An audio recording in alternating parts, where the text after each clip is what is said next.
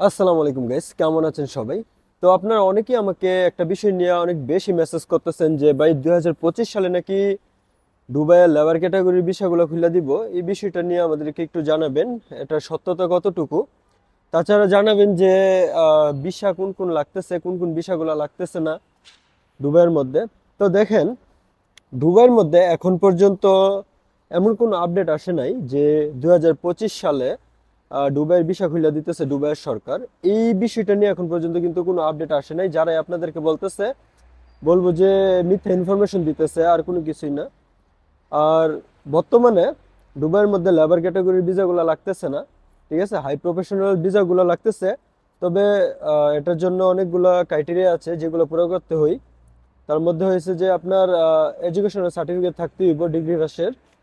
তাছাড়া অ্যাটাস্টেবল থাকতে হবে আর কি, বাংলাদেশ থেকে আপনার সার্টিফিকেট অ্যাটাস্টেবল থাকতে হবে। আর কথা হচ্ছে যে বর্তমানে দুবাইয়ের মধ্যে লেবার ক্যাটাগরির ভিসাগুলো কিন্তু লাগতেছে না। যারাই আপনাদেরকে বলতেছে যে ভিসা দিবে, দুবাইয়ের ভিসা লাগাই দিবে, এত টাকা দিতে হইব, এত টাকা দিতে হইব, সম্পূর্ণ মিথ্যা কথা বললে আপনাদের কাছ থেকে কিন্তু টাকা খাওয়ার ধান্দা তাদের।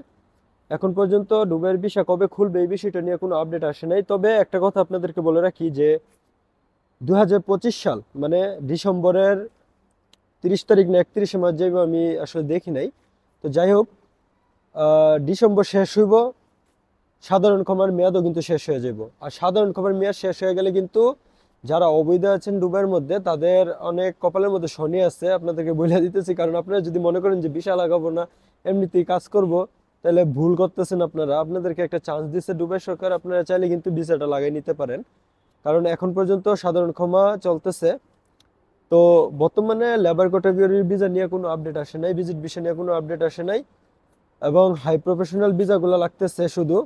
তাও যদি কোম্পানি আপনাদেরকে ডাইরেক্ট স্পন্সর করে তাইলে আপনি হাই প্রফেশনাল ভিসাগুলো লাগাইতে পারবেন। তো 2025 সালে যারা এই বলতেছে যে দুবাইয়ের ভিসা খুলে দিবে, তারা আসলে নিউজ না জেনে না কিন্তু আপনাদেরকে নিউজ দিতেছে, তারা জানেই না দুবাইয়ের বর্তমান নিউজগুলো আর কি। তো আশা করি বুঝতে পেরেছেন। যদি ভিডিও ভালো লাগে ভিডিওতে লাইক করবেন, কমেন্ট করবেন, সাবস্ক্রাইব করতে ভুলবেন না চ্যানেলটাকে। আসসালামু আলাইকুম।